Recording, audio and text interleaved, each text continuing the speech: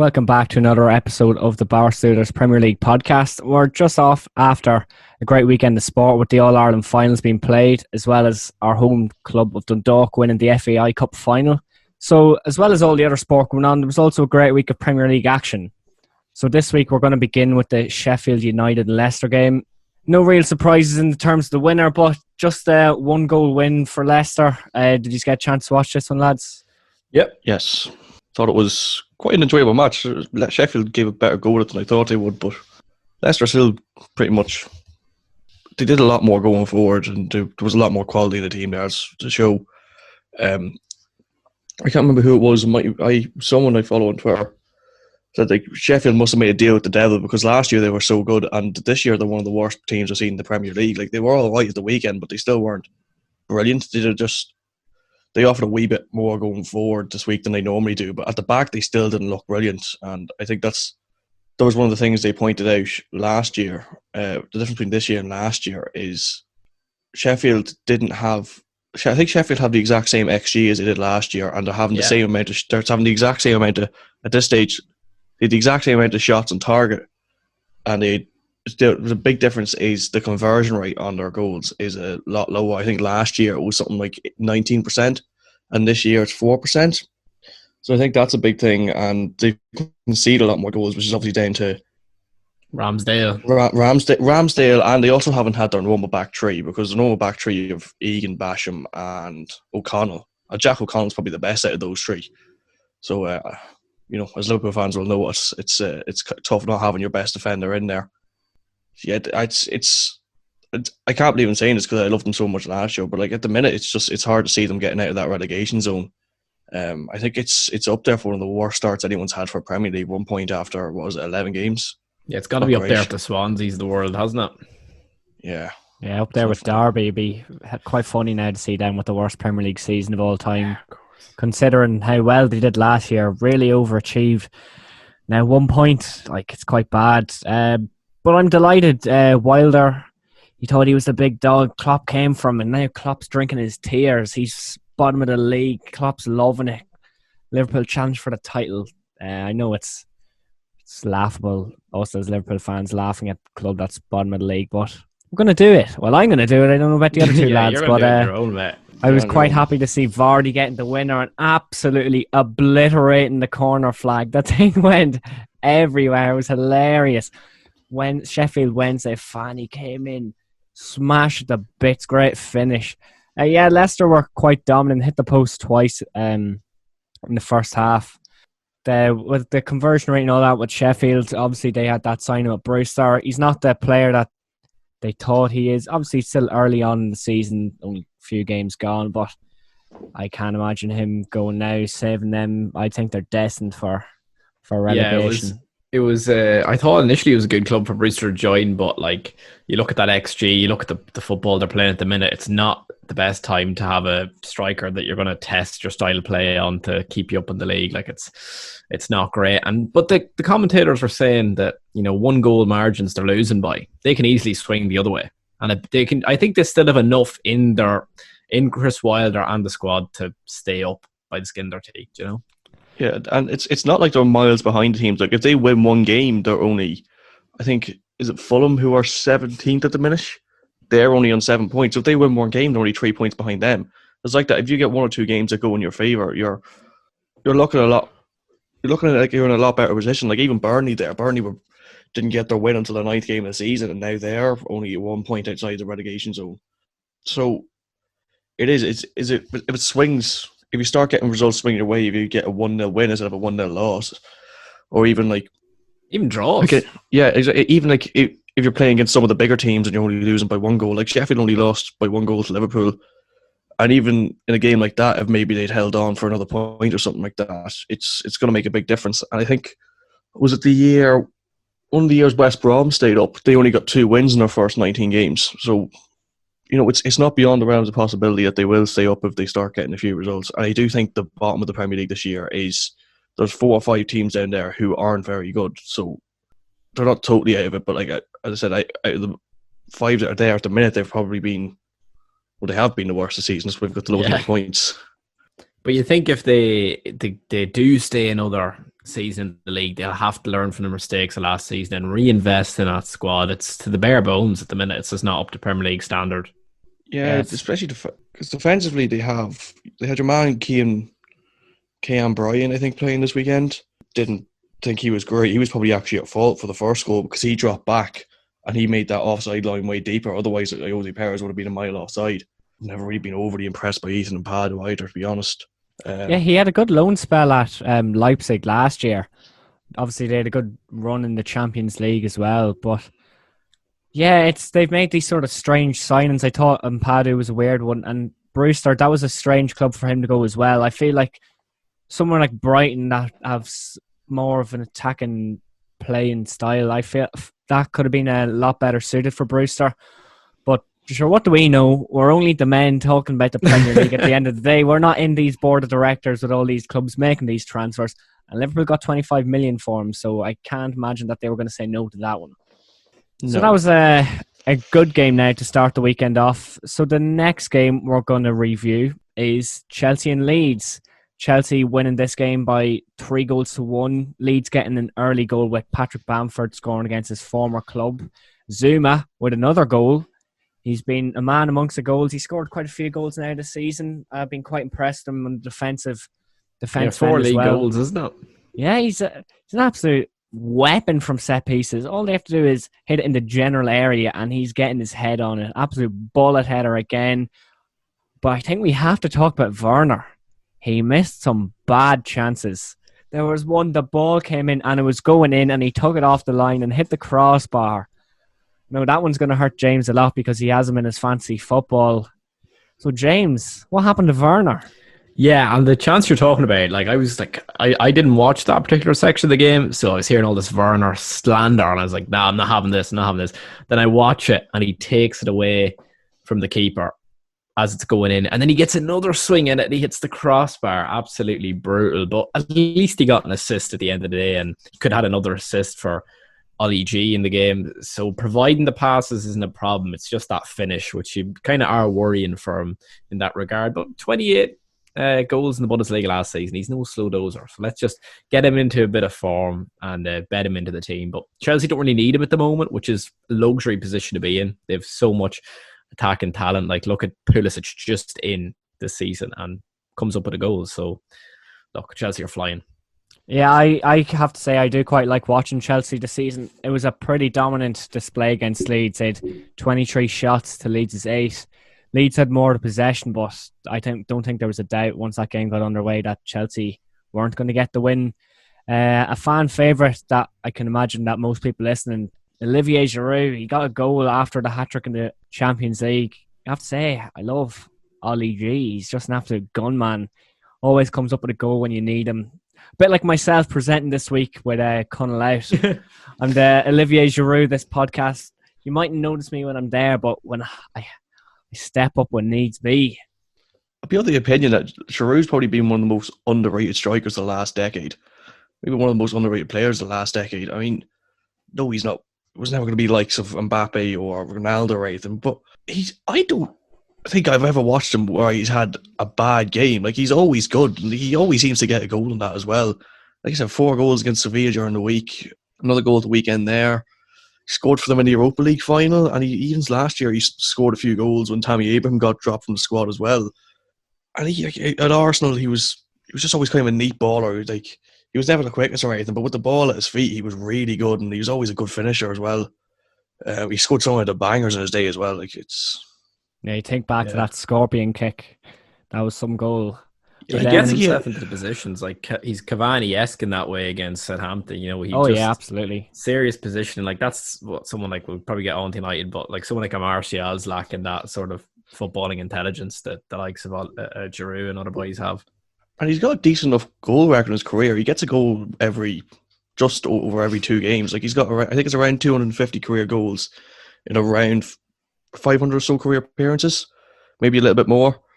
If you think for most of his career, Arsenal, I suppose for a while he was starting regularly enough there, but his last year or so with Arsenal, he wasn't always number 1 starter. He's never been the number 1 starter for Chelsea either. And like, he's second top goal scorer in France's history as well, and he's probably going to try and keep playing for France until he gets that record. Like, he's a great asset. You think the World Cup, like he kept Martial, Lacazette out of the French team, and he started the World Cup final. He was a big piece in that French puzzle that helped them to win the World Cup. I love him. He's just great. I don't think anybody dislikes the man as a character either. He just seems like a sound chap as well. He's a great lad. So that's the Olivier Giroud fan club done for this week. So our club, Liverpool, fairly dismantled Wolves with a 4-0 win. Great from an Irish standpoint, seeing Kevin Kelleher getting the nod ahead of Adrian in goals. He played in the Champions League as well. Quite a good performance against Ajax. Clean sheet. Ian, the one save that comes to mind, I didn't get to watch this game now because it was on the same time as Dundalk, so the loyalty was lying with Dundalk in the cup final. But in between like the halves, I saw a great save from Kelleher. Podence just sort of clipped it at a far post and he just sort of scooped it out from going in top corner. But overall, from watching the highlights, it was quite an impressive display from Liverpool. It'd be nice if Liverpool could spell his name right. Yeah, they spelled his name wrong in the jersey. Yeah, I have to say he didn't have to do a whole pile out apart from that outstanding save. Don't get me wrong, it was an outstanding save, but just the calmness under pressure. Like from what I understand, he's from a big GEA family, and he was a great outfield player back in his day in youth level. So his distribution is just phenomenal, and he was just so assured catching things. Like other keepers like Karius or Adrian, you could see them flapping things.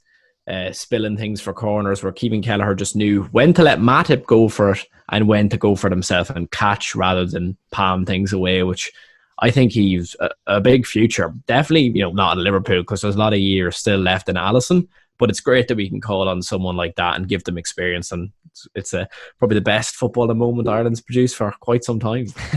Yeah, and on top of that, I think there was one of the things that was pointed out during the Champions League match against Ajax. He looked very comfortable with the ball at his feet as well. And of course, that's one of the big things with Alisson. So he's kind of like in that way. And I only think he went to nets when he was 17 or 18.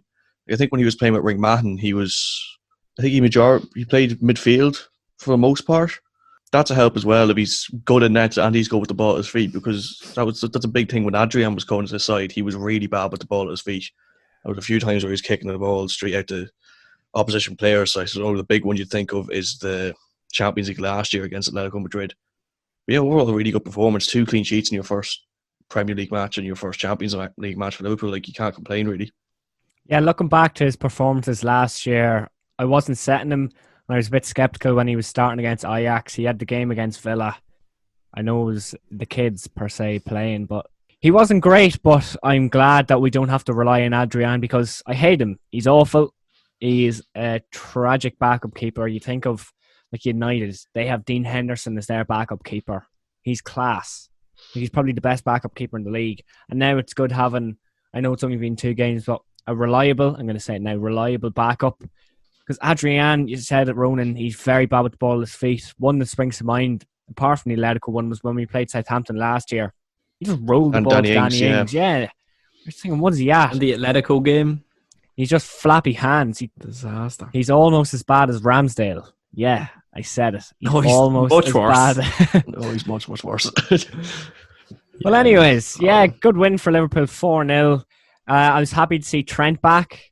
He had a couple of weeks out with injury since the City game. He put in a good ball, although it wasn't quite the assist because it was a Semedo own goal. And that was bad for my fancy. He's getting the -2 points. You've both of them, Trent and Semedo. Yeah, but I Trent last on my bench because he had that red triangle. Could be worse. Like Matip last on my bench. Yeah, Matip, absolute bullet header. Yeah, he's going to be a big threat for us at set pieces, I think. Matip's Twitter, the Twitter memes of Matip, they're fantastic. He's just such a strange character on the pitch. But yeah, he's great in the air. He loves a bullet header whenever he does get in the box. He's a great aerial threat. What do we make of Wolves' performance, though? Anything on that? Like, a bit so-so, wasn't it? I was surprised to see Conor Cody.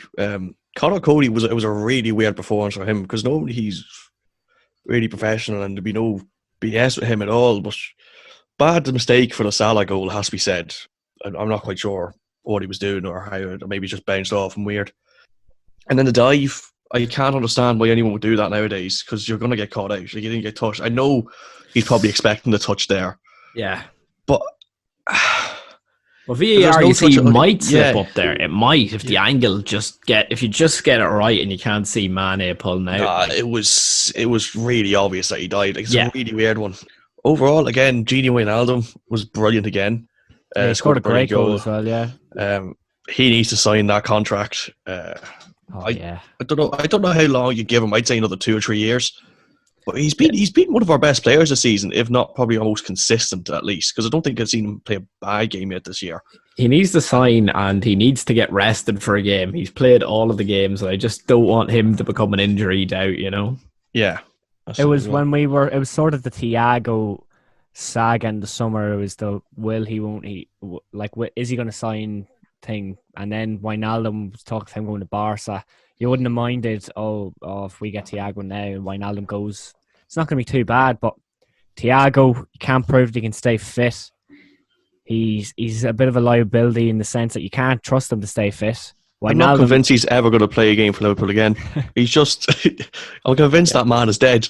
Wijnaldum, he's just... Yeah, Richarlison killed him. Yeah, he killed him. And then Wijnaldum is a machine. I love him. He needs to get that pen to paper, sign a contract. But it's the thing, he wants a longer contract, and I think the appeal of going to Koeman in Barca because the Dutch connection. But I'm going to bring it back to Cody in the dive. If that was Salah or Mane, the heads would be ripped off them. Twitter would be going mad, even if it was someone like Fernandes or Rashford. Well, maybe not Rashford, but I feel like if that was one of the attacking players, people would, he's a diving rat. He should get sent off. Salah's always diving. He's an idiot. Because it was Connor Cody, he was kind of like, so? Yeah, I think you're right. I don't think Liverpool fans ripped into it as much because everybody knows he's a good Liverpool lad. So, also he handed us the first goal. So yeah, and he handed us the first goal. So you maybe think in the back of his head, maybe it's just one of those cases. I need to atone for my sins here. I can understand why in the moment you would do it. If you're expecting the contact, you throw yourself down. Because like even if Mane makes slight contact there. But he didn't appeal for either, didn't he? He just kind of went down, is looking sort of suspicious, like. Yeah. But Henderson was screaming at him. Do you know who was worse though? Grealish, because he does play on the wing and in midfield. And do you see the dive he had last week? Because Villa didn't play this week, but ludicrous. It was like he got a sniper in the stadium. You know, it's that sort of worse than Salah's ever done. But no, he's English, so he gets a free pass. But I think it's because he gets fouled so much. He's definitely up there, one of the most foul players in the league. Yeah, I think Zaha's the most foul player in the league. Yeah, him and Zaha, and it used to be Hazard back when he played with Chelsea. It's always them two sort of up there, but surely Grealish always gets the legs kicked off him. You want to just kick him when he runs past you. And refs seem to hate Zaha as well. Remember that challenge he got was proper red card stuff. I forget who it was against, and he was fuming after. They don't like Zaha because he always gives out about it. Because remember you went on, there was one of the interviews. He was like, "There's nothing that was going to be a red card on me." He was like, "It's impossible. It's just yellow cards." They don't like him because he gives out. But it's fair enough. Like if you're getting challenges put on like that, it's not even like you want the right card. It's like you want the right decision. That's not even that. You don't want to get injured because fucking hurt, wouldn't it? Right. So moving on, we had our friend Connor on last week, Spurs fan. If you haven't seen that episode, just go and check it out. It was a great conversation between himself and James. And this brings us on to our next game, which we had as the game of the weekend. Two big sides, Spurs and Arsenal. 2-0 Spurs win. Just classic Mourinho again. Spurs are very boring to watch. As much as they have the great players in Son and Kane, once Mourinho gets that 2-goal lead, he is not trying anything the rest of the game. You have to respect that shithousery from Mourinho. It's just amazing, but it's horrible football to watch. Yeah, you hit the nail on the head there. Like, first half was good. It was clinical. It was everything you'd want from a North London derby. You know, that Son goal, absolute worldy. And then second half, like those players normally would, under Poch, would love to go for a third or a fourth and leave themselves open at the back. But Mourinho has them so unselfish now. It's about the result and about the team performance over anything else, over individual brilliance, which they have in leaps and bounds. But like you said, horrible watching the second half, but you got to respect them.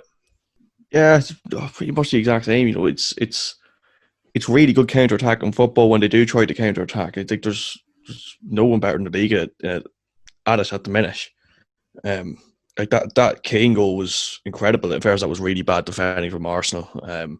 I know Thomas Partey couldn't really do much better because he was injured, but you need to be a shout there from Xhaka or something to get back into that position. And what I noticed from that was when Bellerin gave that ball in, and I think it was Aurier was coming out of the box, was that 4 Arsenal players went in on Aurier, which makes no sense at all because you're taking 4 players of your own players out of the game, which is most of your midfield, going into him, and there's even wide open spaces in the midfield or at the back. And it just happened that it was, you should never have a situation whereas I think at one stage it was 5-on-2. That's just ridiculous.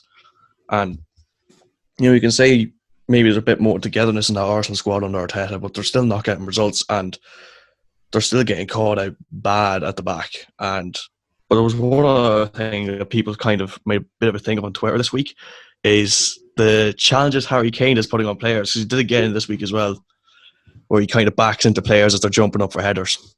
Yeah, he does it all the time. Yeah, it's pretty bad. He could really hurt someone. Yeah, it is bad. Like, you go flying. Yeah, I think it has to be on purpose. Like, it's malicious. Like, I don't see big centre backs doing it. He just turns around and he just clips the legs from them when they're in the air. Like, someone's going to get really badly hurt. Like, because when you're up in the air, you can't control yourself. And then he's adding that. I've had it happen to me a few times before. Like, it does really hurt. Like, because like even if you're not seriously hurt, you're still winded for a few minutes after. It's not nice at all. Just very, very classic Mourinho performance. Just once you got the lead, it's just seeing out the game. And like that, maybe that's why the Tottenham board preferred to have Mourinho in over Pochettino, because maybe Spurs weren't seeing out results like are this season. I'd have 2 points to make about Arsenal. Bellerin can't take a throw in. Can't remember how many times this season he's had a foul throw. So, saw a clip from the Arsenal fan TV. They're all going mad, screaming. It was hilarious. And another, I thought it was bad coaching from Arteta when Partey went. Like, he's not walking off the pitch when he's injured for the sake of it. He's obviously hurting Arteta, put him on, like pushes him back on the pitch, and he starts running. He pulls up again. I've seen that, yeah. I thought that was really silly. Like, that could just like maybe a minor tweak into something possibly a lot more serious if he's already hurt and you're making him run on this already hurt leg and he pulls up like 10 steps later. Do you think that's maybe where the inexperience of Arteta showed? When yeah, I thought it was really irresponsible. I can't imagine someone like Sir Alex Ferguson or Klopp pushing a player back on the pitch after they're coming off, like, clearly hurt. Do you know what I found out today when you mentioned Sir Alex? That man is on £2.3 million a year still from United. What? What is that about? He gets paid £2.3 million a year as an ambassador. Have his name on the stand. That's have his name on the stats. That is bullshit. I have to say that he even takes that. That they offer, they're idiots. But yeah, okay. Back to Arsenal. How's Bellerin starting for them? What does he have to do to get dropped? Like, it's a joke. Who else do they have to play right back though? Maitland-Niles, he's way better. Maitland-Niles, yeah. He's class. I love him. He's such a tidy footballer. 10 Community Shield, he was just class. And his penalties are unreal. So much swagger and confidence. I think he's a baller. But like, look at Saka now and stuff. I think he's a great player, but he just looks so poor in this Arsenal side because there's just no service from him. It's just the way they're playing at the moment. Where you think maybe it's good that Bellerin bites the bullet at the moment, but like, look at Lacazette, Pepe. They're almost completely frozen out, especially Pepe. Like, he's brutal, and he's crying about Arteta as well. That can't be good for squad morale. Yeah, Ronan was saying that Kelleher was playing in midfield until he was like 18. Pepe was playing in nets until he was 16, and it's really showing. That man is tragic at football. He barely put on a performance against Dundalk. The man cost over £70 million. He's absolutely tragic. I was actually there was some meme came up about Arsenal. Those like welcome to whatever football club kind of like intro trailer jokes to do on TikTok. There was one of those about Arsenal, and it was Pepe's corner against Dundalk, where he just fired it into the side of the net. The worst part about that video was he did that more than once in the Emirates. He did it at least 2 or 3 times. But say this, he'll score a hat-trick against us now on Thursday. But whoop-de-doo. The man who's worth millions scores against Dundalk. What a legend. Calm down, he's only 13. I think his goal against Dundalk actually won their goal of the month. Yeah, because all the other goals were penalties. I don't even know. That was probably the only goal of the month because they're so bad. Yes, the only credit I'm going to give Arsenal here is that I thought the Ceballos was good when he came on in the second half. Like, the passing was a lot better. There was still no creativity. It is really weird, though, something I picked out from the game, because obviously you can still hear the manager from the sidelines. So there's not much going on. When he threw on Ceballos, he was just flat out speaking Spanish to him. It's like, that's must be a bit disorientating for the rest of the squad. Yeah. You're like, what? What's going on? Instructions are going on here. But this might be a bit of a bold question, but do you think Arsenal are in danger of relegation? No. James? Absolutely, mate. Brewster, here he comes. Oh, that would be hilarious. Arsenal get relegated. Arsenal fan TV tears. You'd be lapping them in. It does remind me a lot of... I keep on bringing the comparisons back to Liverpool, but like Liverpool under Hodgson, like they had such a bad start. I think they were bottom of the league at Halloween or something. It's just really bad. Something will happen. Either Arteta will go, or they'll just start playing all right again, and they'll probably finish 9th or 10th. But I don't see them getting into Europe this season at all. They're definitely not doing that. Yeah, I had the start of the season thinking, oh, they're going to get Europe after the Community Shield, thinking, Jesus, these lads might have something to prove. But I think the squad morale is low after that blow of Gunnar Soros getting the sack. I think Ozil not being in the squad as well would be it would impact him a lot as well, because he has that wee bit of creative spark, but he's also a bit of a fraud. He's a mouth on Twitter, and yeah, I feel like we've exhausted Arsenal. We could talk all day about Arsenal because they're that hopeless, but I think we should move on to our final game of the weekend, which was West Ham and United. United, they just keep getting away with it. They keep going down early and then winning, but from all the signs of it, it was really a game of two halves. West Ham fairly dominated the first half, only got the one goal, and then United came out in the second half, put 3 past them. Although there was a moment of controversy, Dean Henderson waxed the ball, and from all the pictures, it looked like it went out and came back in, but the goal still counted. I don't think that's the thing VAR can check, like if the ball goes out. No, yeah. Yeah, but outrageous that a linesman didn't see that, because United, mate, that's why. Yeah. But how could VAR not look at that? That's the reason we have VAR. That's stupid. Those are the rules, man. Yeah, but Pogba, it was a great finish from Pogba. The Greenwood finish was great as well, and Mata put in a great ball to Rashford. Rashford probably should have gotten 2. Bruno came on at half-time, gave him that kick up the arse, probably that extra bit of energy, the attacking flair, that moment of magic. What about Martial, though? He's a bit of a fraud. Well, yeah, this season he's not great. Like, he's really not potential. I remember Connell, right? I'm going to throw him in the water here because, he made an audacious claim when Martial signed. He said that he's going to be a future Ballon d'Or winner. I think he said by the time he'd be surprised he wasn't in the shortlist by the time he was like 24. Where is he now? Can I just say, I'm not going to judge someone off their opinions on football when they were 16, because I don't think any 16-year-old has ever had a good opinion about football. Yeah, but Cohen objectively has the best opinions consistently. I mean, he still does. He's the football brains this entire operation. He knows what he's talking about. Yeah, even if he's a 5-year-old, you expect more from him. The man played Football Manager instead of anything. He was football manager from 3. He's the brains of this entire podcast. Without him, we'd be in the dust. He's a UEFA. I'm standing in solidarity with Cohen here. This is directed harassment. How's this harassment? I'm saying he's the brains of this entire operation. If anything, we're praising the man. Well, we've gone on a slight tangent. Back to United. Right. Yeah, Bruno pulls him out of the dust again. He's a bit of a baller, isn't he? He's all right, isn't he? Yeah. Yeah, I didn't watch the game, so. I was thinking when I seen that, like, I was just livid. Rashford and Bruno on my FPL, both of them on the bench. And it's like, oh, well, Ole is going to try and pretend he can do something without his 2 key assets. And then he brings them on at halftime to win the game.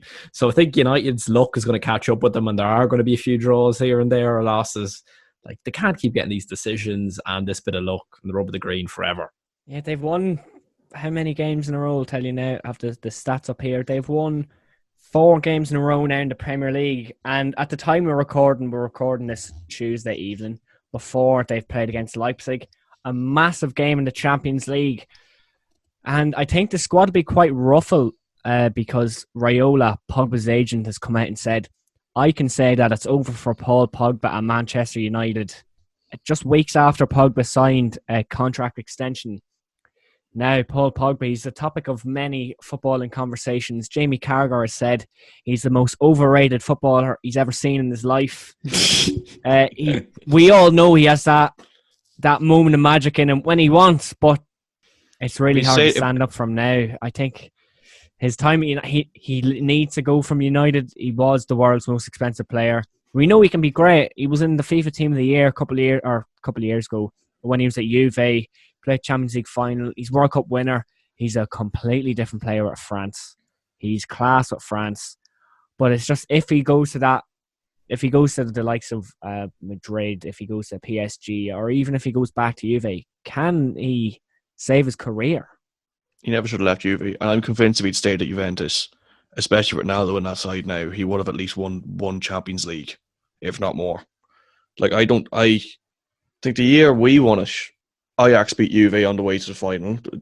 Juve lost 2 finals. I think he played in one of them, but yeah, he played in the one when Barca won the treble, the Neymar, Suarez, Messi. But I think the one against Real Madrid, Juve have a much better chance of winning if he's in that side, and he's actually playing well. And I think when he was at Juve, I suppose because he had something to prove, he was playing a lot better football, and he wasn't. There's been a lot of questions asked about his dedication to United. From an individual standpoint, it's one of the worst career moves anyone's ever made in football. Yeah, that's actually personally. It was a bit perplexing though when it happened, wasn't it? You're like, some people are thinking, United can still bring in the big names, the big money and all that, but still, like, why was Paul Pogba moving to United at that stage? They didn't really they weren't title challengers. They weren't going to go mad in Europe. Like, they were at that stage. It was after Fergie had left.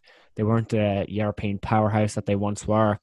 Barcelona came knocking. Real Madrid came knocking. Yeah, and if he stayed at Juve, God only knows what Juve could have achieved. Buffon probably have his Champions League medal, but instead he's still crying. Still crying that he hasn't won it. He's won everything but Champions League. Maybe Pogba, if he didn't leave, could have won that. You'd think there's this one Pogba goal, I think, comes to mind for everyone. Absolute rocket outside the boot, top corner.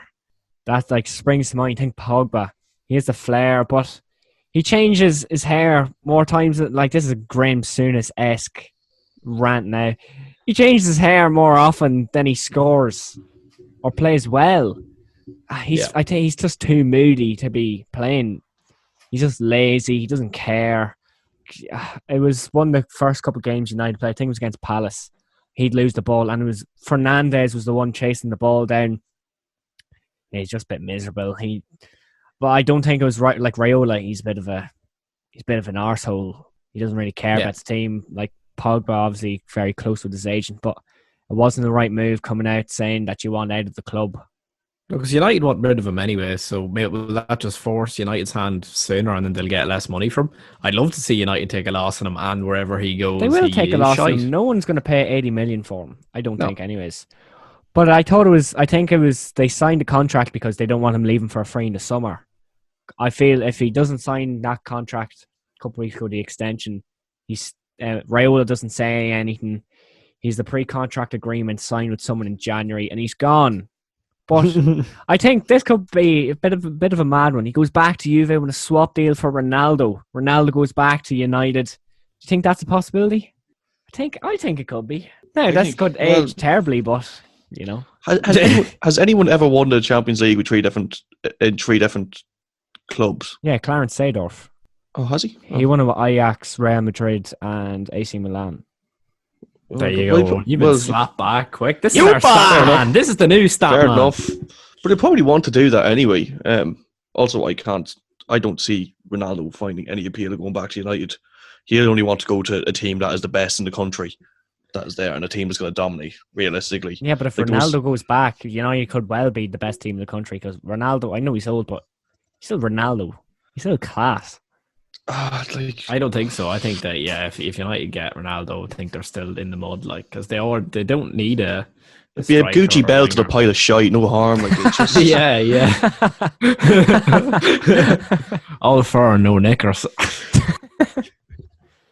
Paul Pogba. We could talk about him for a lot longer, but the eve of the last round of Champions League fixtures and Europa League fixtures, for that matter, brings the question: the English teams in Europe now, most of them have already qualified. Liverpool's clinched their qualification last week. Spurs, they're not top of their group. Second to Antwerp, they've had a few dodgy results. And Mourinho, he's been great on Instagram. He uses it so strangely, but I have to admire it. He's taken to this new social media lifestyle. He's becoming an influencer. He's been one of the best managers in the world. He's multitasking. It's just great to see. I think United are the only ones that haven't secured qualification, because I know Spurs are only 3 points ahead of Lask, but I think Champions League is done on head-to-head, and Spurs have a better head-to-head against Lask. So, like, even if Spurs were to lose this week... They're Europa, yeah. Yeah. So, I think... And Arsenal are obviously top of our group, and Leicester have already qualified. Yeah, it's the group United's in. It's themselves, Leipzig, and PSG all on 9 points. PSG, they're playing Istanbul, Başakşehir.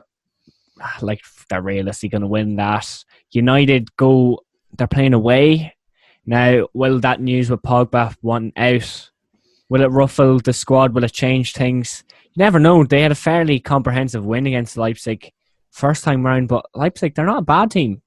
No, they did. They have struggled in the Champions League this year, because I know they're still level, but they barely beat Istanbul away, and Istanbul have actually proven themselves to be a tough opponent this season, because obviously they beat United, and they came from 2 goals behind against Leipzig, and then Leipzig got a winner in the final minute of the game. Again, you'd assume PSG would win that. It's hard to call the Leipzig-United match, because I don't think he only wanted to play Rashford or Bruno at the weekend, but was forced his hand.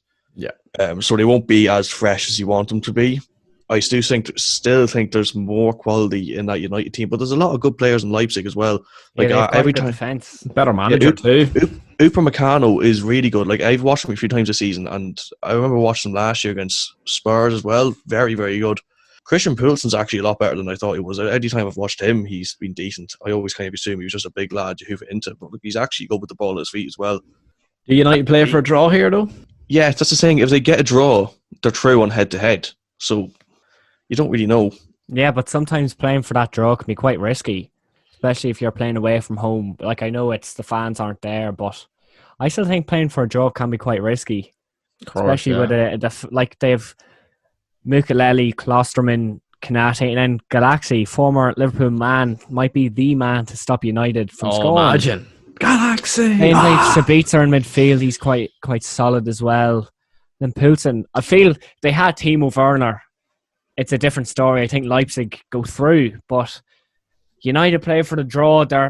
Can't say they're going to hold out with the likes of, like, I know Maguire, he'd head every ball out of the box, and they played quite well against PSG away from home as well. But I think this is a really intriguing game. Anything could happen in this one. They love a game away, but yeah, like, this is what we're saying. If you have a tight schedule, you can only watch the one game, fit this in, because this is going to be where the storylines happen.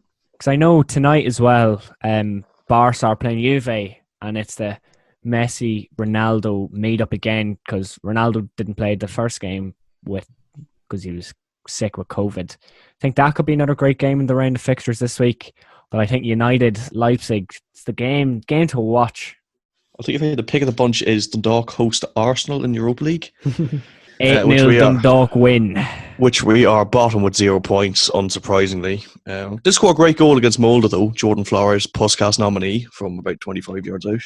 If you haven't voted for the Puskas, make sure to vote for Jordan Flores. He scored an absolute rocket against Rovers. Volley top corner. That's if you've listened this far, and we hope you have. It's all about that engagement, man. I think we've hooked them this episode without Cohen. We have. We'll link the voting link in the description of the YouTube video. Yeah. So English teams in Europe, most of them all safe. United, it's up to you. Can you do it? Well, by the time this goes out, they'll know if they're through. Yeah, this will be out Wednesday or Thursday. So I wonder when the last time English teams all qualified from their groups in terms of going through. Not was it? Did they? Wasn't it? Yes, Spurs got through. Chelsea got slapped by Bayern. Liverpool went through, and City went through. Yeah, Did United not? Oh, they did. They did. I'm a dick. Oh no, sure, United won the Europa League. I'm an idiot. God's sake. That's what I was thinking. I was thinking United dropped into Europa League. I suppose they technically shows qualified how for the much we group, know. but At the end of the day, this is amateur analysis, as it states in our Twitter bio. Anyways, on to the most anticipated part of the podcast, our league predictor, where we predict a series of fixtures, and the winner will get a jersey courtesy of the others from Classic Football Shirts. Now, I have sad news. I am currently lying bottom of the league with 32 points.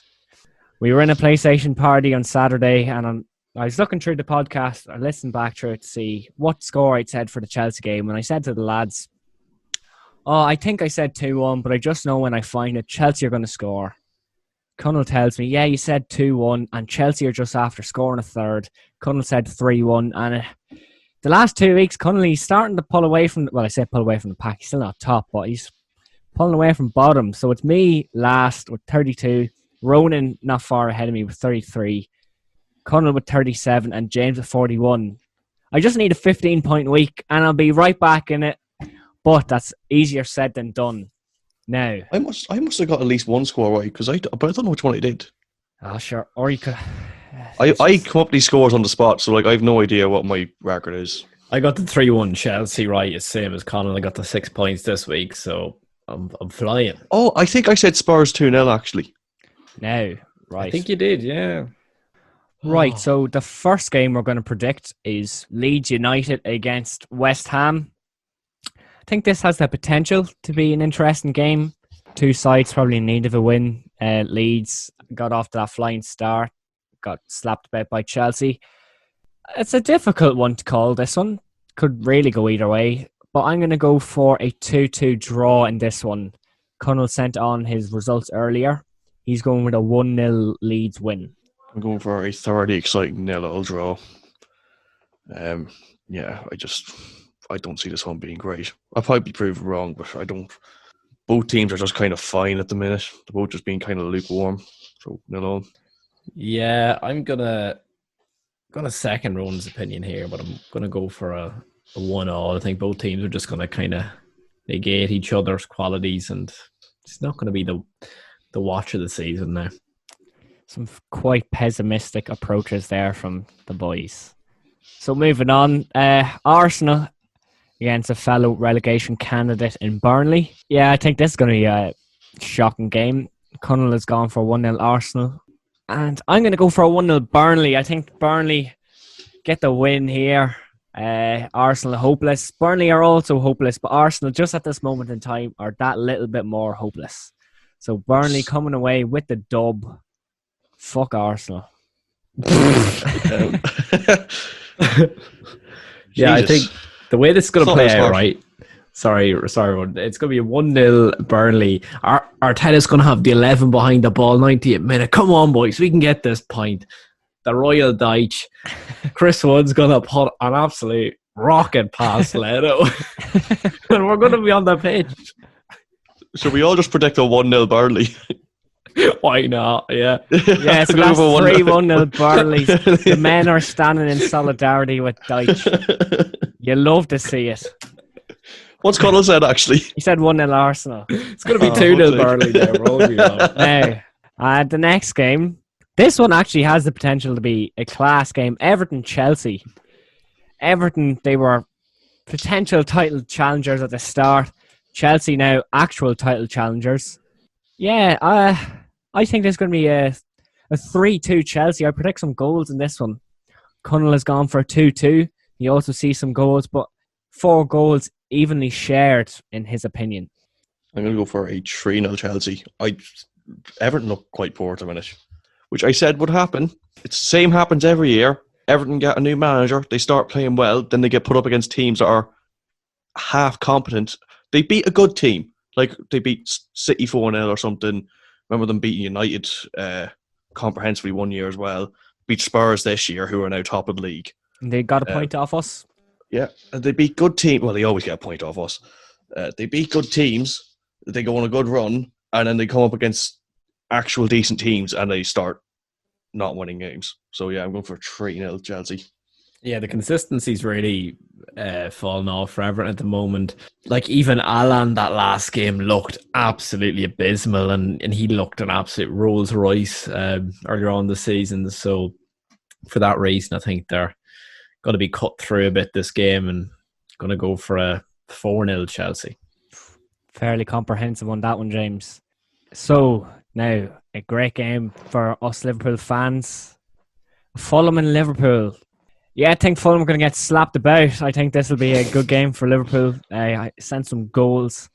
Going to go for a big one. 6-0 Liverpool. I feel it in my waters. A 6-0 Liverpool. Last time I said this, we lost 7-2 to Villa. I was about to say. So, yeah, but Villa actually have some good players. Fulham are tragic. Mitrovic is fat. He can't do anything. Their defence is tragic. Areola might have won the World Cup, but he's no match for Sadio Mane and Mohamed Salah. They're going to put the goals past them. Connell also going with a Liverpool win. He's saying a 3-0 win for the Reds. I'm just going to go for a nice, comfortable, calm 2-0 victory. I'd rather just get that result over the line. Although I do think we do have we probably will have a full, fully fit squad for that. Well, I mean fully fit. I mean most of the players will be rested against Midtjylland because we've secured top. Yeah, we've not even that. We've secured top of the group as well, so we can just throw all the kids out against Midtjylland, and then which Jurgen Klopp will probably do because I think every chance he gets to rest his first squad, he uses it. So yeah, I think our full strength squad at the moment against Fulham will just be a bit too good. But I don't want to jinx it like I did last time. I think I said we were going to beat Villa 7-0 or something, and that did not work out. It was hilarious to be fair, though. Right, I've seen a bit of a renaissance in Fulham. I'm not going to go for a win here or an upset. I'm going to go for a 1-0 Liverpool, but it's 90th minute under the floodlights. I don't know what time the game is at. So the game is at 4:30. So there will be floodlights because it's dark. Yeah, probably will be just about floodlight time, especially this time of year. And 90th minute, it's Lookman. He's on the penalty spot. Kevin Kelleher. Wow, yes. And where do we get a goal from that? What do you mean 1-0? It's going to be 1-0 Liverpool, but it could be 1-1, but it's not going to happen. So what's your score? 1-0 Liverpool. Right. We got there in the end. Didn't get there. He said at the start. Yeah, well then he said it could be 1-1. Listen. It won't be. The final game we're going to predict, the Manchester Derby. I think all eyes will look to this one. 5:30 of Saturday. Yeah, two teams, strange starts to the season. I know United won 4 games in a row, but I think this is going to be a strange one. Connell has gone for a 1-1. This one, I'm going to have to agree with him. I'm going to go with a 1-1 this game as well. I'm going to see it being quite boring. Yeah, I don't want either team to win, so a draw will be good now to see. Nobody's done any wild predictions this podcast, so I'm going to go for a 5-3 City win, just for the sake of it. I don't really have that. I was tempted to stick in a wild one there. Yeah. Do it. Yeah, go on. You're top of the league. You've nothing to lose. Right.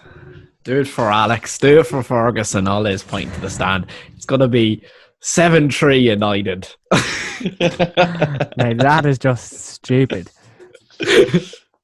And on that note, I think it's a good point to end the podcast. Don't forget to check us out on Instagram and Twitter. You can send us your questions. Don't forget to give us a subscription on YouTube. Drop a like. Turn the post notifications on. And you can get us on Spotify as well. So download it. You can listen to it on your way to work, on your way to college, your way to school, or even out on a nice leisurely walk. But we hope you enjoyed the podcast this week. I'd have to say, lads, this was a fun one to record this week. A bit strange, some strange tangents, but we got there in the end. Just about. Yeah, it's great we don't have Connell bogging you down. Yeah, we got there in one piece is all that matters. And Connell will be with us next week. Don't forget to check out some of our other episodes. We had Irish footy vlogs. We had Pogba Goal, which was a great interview. The two were great interviews. Very interesting lads to have on. And we also had Connor last week. So get the time, check them out as well. And we'll see you next week. Goodbye.